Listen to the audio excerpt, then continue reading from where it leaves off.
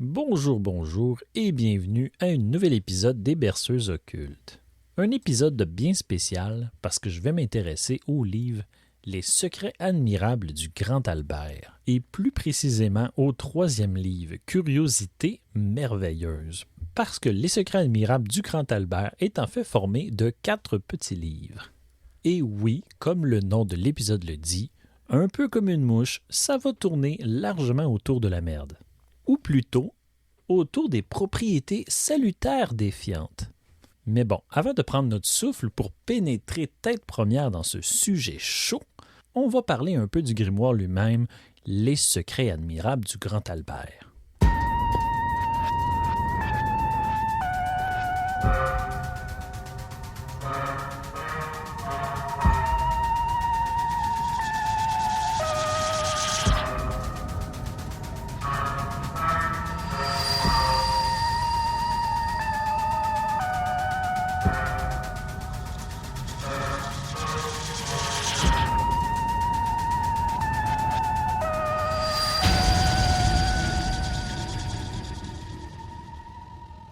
Bon, avant tout, il y a plusieurs versions de l'ouvrage, dont plusieurs ont quand même de bonnes variantes, mais qui se ressemblent quand même somme toute, avec quelques ajouts ou omissions à gauche et à droite. Il y a entre autres des différences dans l'ordre des textes, dans le nombre des illustrations, mais aussi et surtout dans la formulation du texte. La première édition du Grand Albert daterait de 1478 sous le titre Liber Secretorum Alberti Magni de Virtutibus Herbarum. C'était donc à l'origine en latin. Et il va falloir attendre un petit bout avant d'avoir une traduction française de l'ouvrage, pas avant le 16e siècle.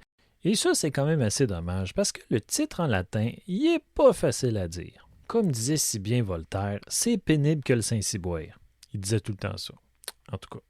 Bref, pour l'épisode, je vais me baser sur une version de 1895 sortie chez les éditeurs Chez tous les libraires, qui est une version collectionnée sur l'édition latine de 1651, donc la plus proche de l'original. Bon, j'ai pas vérifié toutes les versions de l'ouvrage parce qu'il en existe vraiment beaucoup. J'ai toutefois remarqué que parmi toutes les éditions, il y a 2 formes qui reviennent assez souvent. Et les 2 formes n'ont pas exactement le même nom. C'est assez subtil, mais ça permet de les différencier. Les versions les plus proches de l'original sont baptisées Les secrets admirables du Grand Albert, tandis que l'autre porte le titre Les admirables secrets d'Albert le Grand. C'est le cas de la version datant de 1703, 1729 et 1757. En gros, on a simplement inversé admirable et secret.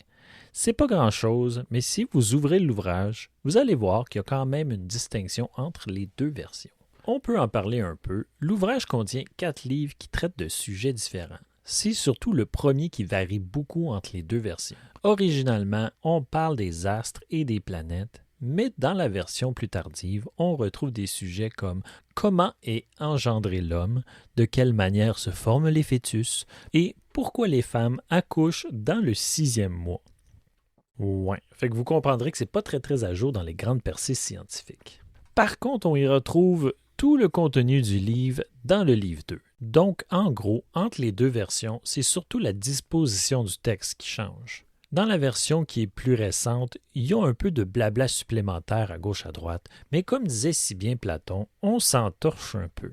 Tout ça pour dire que ne vous inquiétez surtout pas. Peu importe la version sur laquelle vous parviendrez à mettre la main, vous allez y retrouver tous les mêmes judicieux conseils, ainsi que la même sagesse qui imprègne chacune des pages. Ceci étant dit, abordons immédiatement le 3e livre, qui révèle, entre autres choses, et surtout, les secrets des propriétés salutaires défiantes. Oui. Et c'est ici que j'aurais glissé un sound effect de pète, si mon podcast aurait fait dans la vulgarité gratuite. Mais non. Le livre a pour titre « Curiosités merveilleuses » et il tient bien son nom. Je vais donc y aller d'un extrait du premier chapitre, baptisé « Mystère naturel ». Albert, ce savant homme, s'est particulièrement attaché à faire des expériences sur des choses naturelles, mais incompréhensibles aux hommes. Il a si bien réussi qu'on dirait que cette science lui est infuse – et nos lecteurs nous seront gré de leur offrir ici ce que nous avons trouvé de plus utile dans ces écrits. Pour faire passer un œuf dans une bague sans le casser, laissez tremper un œuf pendant 5 jours dans un bon vinaigre. Il sera devenu assez mou et souple pour qu'on le fasse passer partout où l'on voudra. Albert Legrand, il aurait super bien marché sur TikTok. Clairement quelque chose à essayer dans un short. Mais bon. Pour se faire aimer, avec du jus de verveine, frottez-vous les mains et tendez-les à l'objet de vos désirs. La personne, à votre contact, se sentira séduite. Pour savoir si un malade guérira, tenant en main un bouquet de verveine, approchez-vous du lit du malade, demandez-lui comment il se porte. S'il vous répond « ça va mieux », il en réchappera. S'il vous dit le contraire, il est perdu. Pour chasser les démons, ayez sur vous le cœur d'un vautour lié avec un poil de lion ou d'un loup. Je sais pas pour vous, mais j'ai pas accès si facilement à des poils de lion ou de loup. Rendu là, c'est plus simple de concevoir la verge foudroyante du dragon rouge, ce qui reste quand même, disons-le, assez compliqué. Ouais, ben là, si c'est trop ardu, tu pourrais quand même créer la baguette mystérieuse de la page 56 du Dragon Rouge. Pour les gens qui ont justement pas les connaissances pour créer la verge foudroyante, c'est une alternative qui se défend bien. C'est pas bête. Mais il n'y a pas de personnage ici. Eh bien, c'est bien dommage. Je m'en vais. Bon.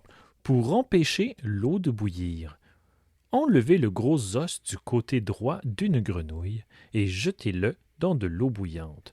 L'ébullition cessera quelque feu qu'on fasse dessus.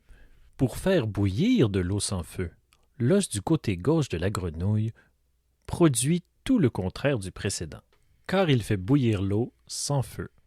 Cet os nommé oponicum rend amoureux ceux qui en boivent dans un liquide quelconque, ou qui se l'attachent à la cuisse. De plus, dit Pline, il calme les chiens enragés. C'est pas négligeable. En parlant de Pline l'Ancien, cité à quelques reprises dans l'ouvrage, 3 fois pour être très exact, c'est l'auteur d'une impressionnante encyclopédie de 37 volumes. On parle ici d'environ 5000 pages, dépendant des versions. En gros, pour résumer grossièrement, il a rassemblé, compilé, peaufiné, distillé une importante portion du savoir de l'époque, le tout adapté sous sa plume. Son œuvre est une mine d'or inépuisable de renseignements sur les habitudes de vie des Romains du 1er siècle. Bon, évidemment, pour l'avoir parcouru un peu, je peux vous dire que ça fait sourire. Notre maîtrise de la science a beaucoup évolué. Détail intéressant à propos du bon Pline, il compte parmi les victimes de Pompéi lors de la fameuse éruption du Vésuve. Mais ce qui est digne de mention, c'est qu'au moment où tout le monde fuyait la zone dans la panique la plus grande, lui, au contraire, il s'en approchait, fasciné par le phénomène. Cette information-là nous provient de Pline le Jeune, son neveu, dans une lettre qu'il a écrite à l'intention de Tacite, son bon chum historien et philosophe à ses heures. Je trouve qu'il y a quand même quelque chose de fascinant dans ces vieilles correspondances-là. Et là, je sais que vous êtes impatient qu'on rentre dans le sujet des fientes, mais malgré tout, je vais quand même vous lire la lettre. Et ce n'est pas de ma part une fantaisie gratuite, parce que Pline aura son importance plus tard dans l'épisode. Il était à Misène, et de sa personne commandait la flotte. Oui, parce qu'il était posté en tant que commandant de la flotte romaine ancrée dans le port de Misène. Le 9 des calendes de septembre, le 24 août, vers la 7e heure de la journée, la première heure était comptée du lever du soleil, ma mère lui dit qu'il apparaissait un nuage d'une grandeur et d'une forme extraordinaire. Mon oncle s'était chauffé au soleil, avait pris de l'eau froide, puis couché, avait fait un goûter, et il étudiait. Il demanda ses sandales et monta à un endroit d'où la merveille était plus visible. À le voir au loin, on ne savait de quelle montagne le nuage sortait. On sut depuis que c'était le Vésuve. De tous les arbres, le pin était celui qui représentait le mieux la ressemblance et la forme.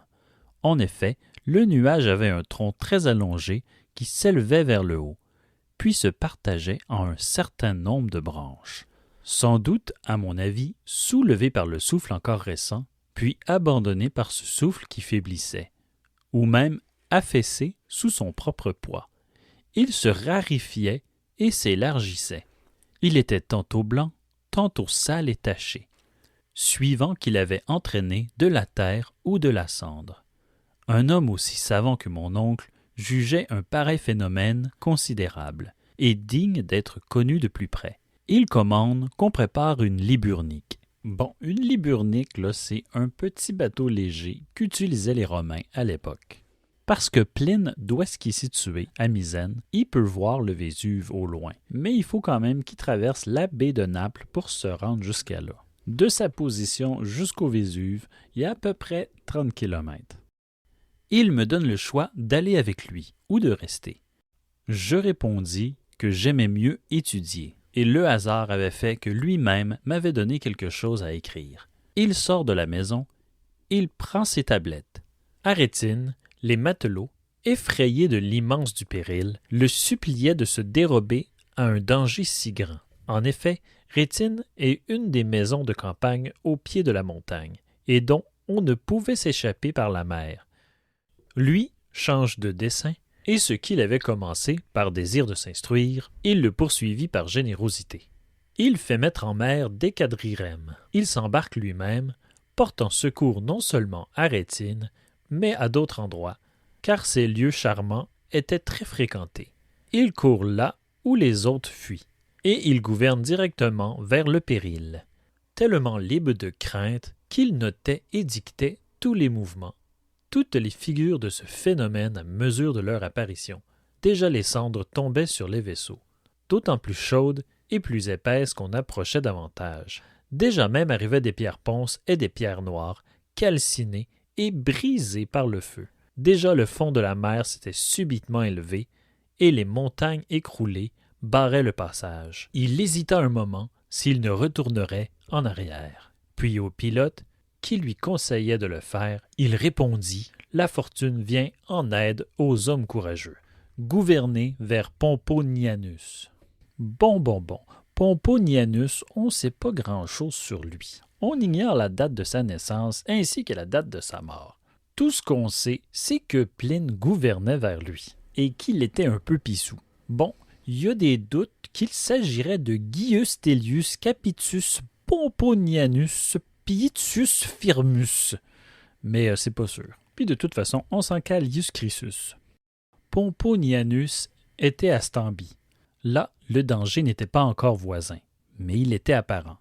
Et s'il croissait, il allait être imminent. Aussi, Pomponianus avait fait porter son bagage dans les vaisseaux, décidé à fuir si le vent contraire tombait. Mon oncle, amené par ce vent, qui lui était très favorable, embrasse son ami effrayé, le console, l'exhorte, et, pour diminuer par sa sécurité les terreurs de Pomponianus, il se fait donner un bain. Après le bain, il se met à table, dîne gai ou paraissant gai, ce qui est non moins magnanime. Cependant, le mont Vésuve, à plusieurs lieues, projetait des flammes très larges et des incendies élevés, dont la lueur et l'éclat s'accroissaient par les ténèbres de la nuit. Mon oncle, pour dissiper la frayeur, répétait que c'étaient des maisons de campagne qui, abandonnées et désertées par les paysans épouvantés, brûlaient dans la solitude. Alors il se livra au repos et dormit d'un véritable sommeil, car sa respiration, pesante et bruyante, était entendue de ceux qui se trouvaient sur le seuil de l'appartement. C'était un gros ronfleur. Mais la cour, dans laquelle on allait au corps du logis, se remplissait déjà de cendres et de pierres ponces, à un tel point que si on était resté plus longtemps dans la chambre, on n'aurait pas pu en sortir. Réveillé, il rejoint Pomponianus et les autres. Là, on délibère s'il vaut mieux rester dans la maison ou errer en plein air. En effet, les murailles chancelaient par de fréquents et violents tremblements, et elles semblaient de çà et de là aller et revenir. En plein air, on craignait la chute de pierres ponces légères et calcinées. La comparaison fit choisir ce dernier péril. Chez lui, la raison triompha de la raison. Chez d'autres, la crainte de la crainte. On se mit des oreillers sur la tête et on les attacha avec des linges. c'était la protection contre les chutes de pierre. Déjà, il faisait jour ailleurs, mais là, il était nuit plus noire et plus épaisse que toutes les nuits. Cependant, on s'éclairait avec des torches nombreuses et des lumières de toutes sortes. On résolut d'aller au rivage et de voir ce que permettait la mer. Mais elle restait grosse et contraire. Là, mon oncle se coucha sur un drap, demanda à diverses reprises de l'eau froide et en but. Puis les flammes et une odeur sulfureuse qui annonçait les flammes mettaient les autres en fuite, et lui le font lever. Appuyé sur 2 esclaves, il se redresse et tombe aussitôt. Je pense que la vapeur épaisse lui coupa la laine et lui ferma le passage de la respiration, qui chez lui était naturellement faible, étroit et fréquemment oppressé.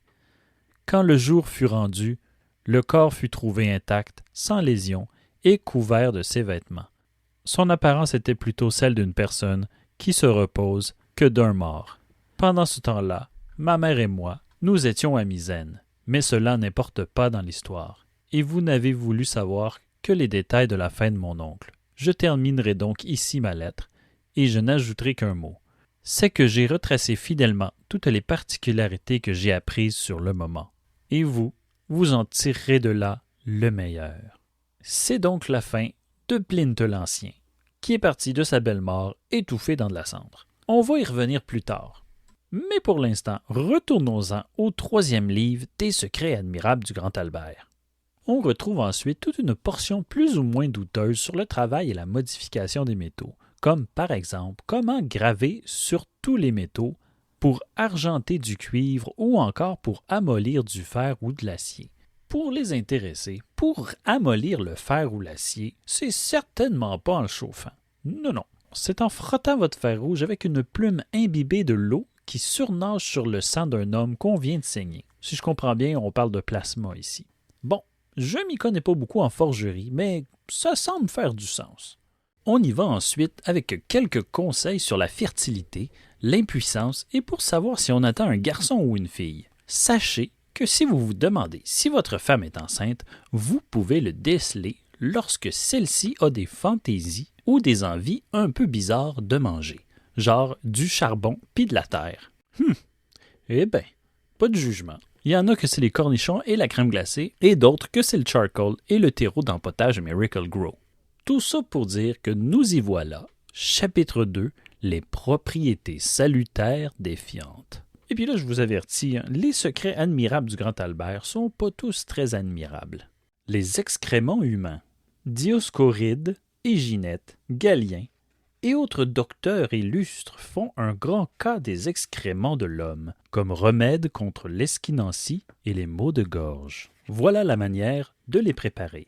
Pendant 3 jours, on donnera à manger à un jeune homme de bon tempérament et en parfaite santé des lupins avec du pain bien cuit, dans lequel il y aura peu de levain et de sel. On ne lui fera boire que du vin clairette, et il s'abstiendra de toute autre nourriture.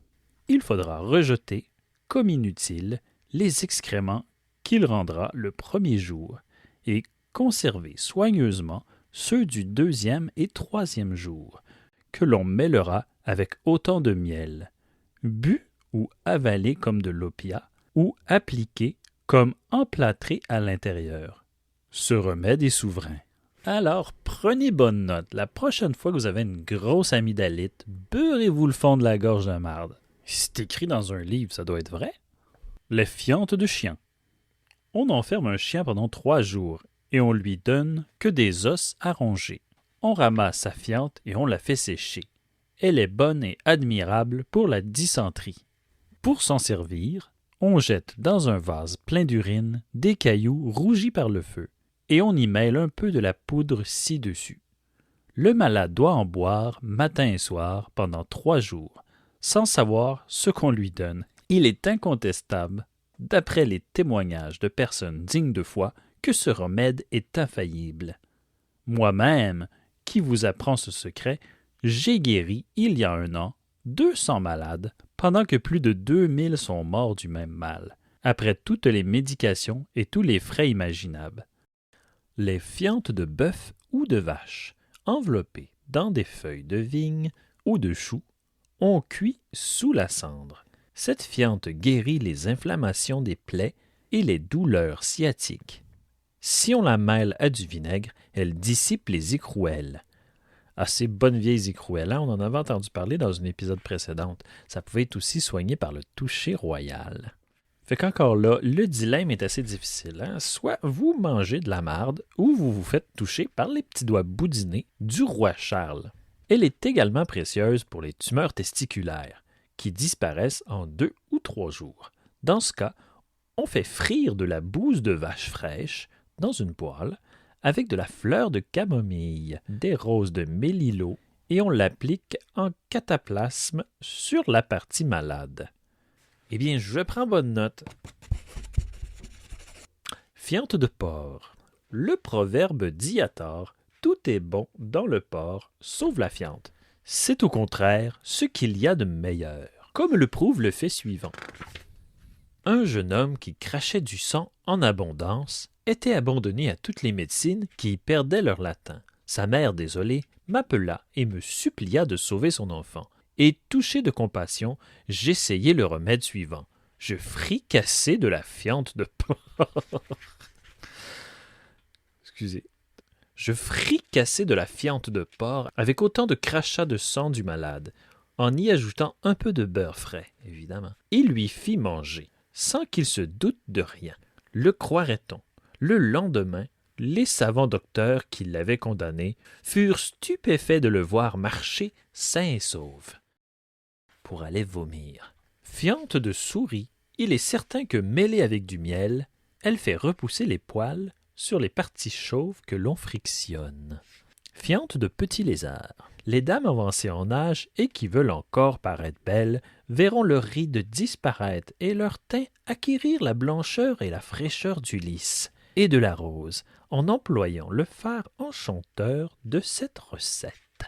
Après avoir broyé ensemble dans un mortier, puis passé au tamis, de la fiente de petits lézards, des ostes sèches, du tartre de vin blanc, de la raclure de cornes de cerf, du corail blanc et de la farine de riz, en quantité égale, faites détremper pendant une nuit cette poudre dans l'eau distillée d'amandes, de limaces et de fleurs de bouillon blanc. Mêlez-y ensuite du miel et broyez de nouveau le tout dans un mortier. Cette pommade doit être conservée dans un vase d'argent ou de cristal bien propre. Parce que faudrait pas que ça se contamine, cette belle pommade-là. Celles qui s'y en frotteront souvent le visage, les seins et la gorge s'empresseront de rendre hommage à la bonté et à l'efficacité de cette recette. Bon. J'espère que vous avez pris des notes. Mais là, je vous entends. Vous vous dites certainement que tout ça, c'est de l'hostie de marde. Littéralement, oui, effectivement. Mais la grande question, c'est, est-ce qu'Albert le Grand était un tordu coincé dans une perpétuelle phase anale? Eh bien non. L'utilisation des fientes dans les concoctions à des fins variées, souvent médicales, n'était pas quelque chose de nouveau. Ça existait déjà depuis longtemps. D'ailleurs, notre bon Pline le Sage, il y a presque déjà 2000 ans, en faisait souvent mention dans son encyclopédie de 37 volumes. On peut entre autres y retrouver une recette pour prévenir la rage chez les chiens. La rage qui attaque les chiens pendant les ardeurs de la canicule est funeste à l'homme, comme nous l'avons dit. Les personnes qui sont mordues sont en proie à une hydrophobie mortelle. On prévient cette maladie chez les chiens en mêlant pendant les 30 jours de la canicule de la fiente de poule à leur aliment. Ou si la maladie a pris les devants, on les guérit avec l'élébore. Et pour les curieux, l'élébore est une petite plante qui ne guérit pas la rage. Bon, certaines espèces étaient utilisées à l'époque de l'Antiquité justement pour soigner la folie et la mélancolie. D'ailleurs, elle a été conseillée par Montaigne à l'époque pour soigner les femmes du sabbat des sorcières parce que c'était un remède supposé aux maladies mentales. On retrouve également des recettes pour soigner les morsures de serpents, entre autres avec de la fiente de chèvre bouillie dans du vinaigre qu'on applique sur les plaies. Bref, tout ça pour dire que dans l'œuvre de Pline, on retrouve à peu près une centaine de fois des mentions aux fientes dans des recettes. Et là, rassurez-vous, c'est pas toujours dans des petites concoctions douteuses. On y fait souvent référence pour ses bienfaits en tant qu'engrais. Je pense qu'il est aussi important de noter que Plint a été un grand rassembleur de textes à l'époque. Selon ses propres dires, il aurait puisé dans plus de 2000 ouvrages pour assembler son histoire naturelle. On y retrouve énormément d'informations inédites de son époque. Par contre, certains lui reprochent d'être un compilateur qui prend autant le mauvais que le bon, et peut-être de manquer un peu de sens critique sur sa sélection. Le gros défaut de Plint, c'est peut-être simplement de ne pas avoir été un homme de science. C'était en revanche, par contre, un militaire et un homme public aux fonctions élevées. Quand il était question d'un sujet qu'il connaissait bien, sa sélection de textes était plus pertinente. Mais quand ça touchait à des thèmes qu'il connaissait pas trop, il remettait pas grand-chose en question. Et enfin, concernant les secrets admirables du grand Albert et ses secrets sur les fientes, avant de juger Albert le Grand, rappelez-vous que, en fait, le livre n'a pas été écrit par lui et que c'est une accréditation frauduleuse.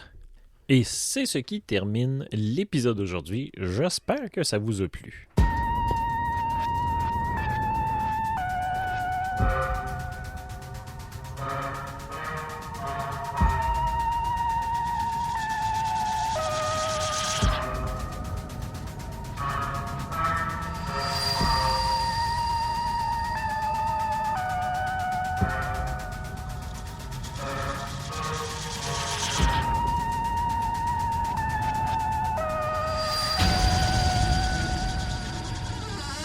En tout cas, c'était un bien bon épisode. Hein? Félicitations. C'était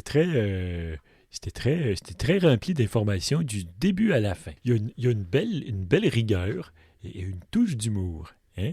C'est fin, mais il y a pas de personnage dans ce podcast-là. Non, toi, le chat, ça compte pas. C'est correct.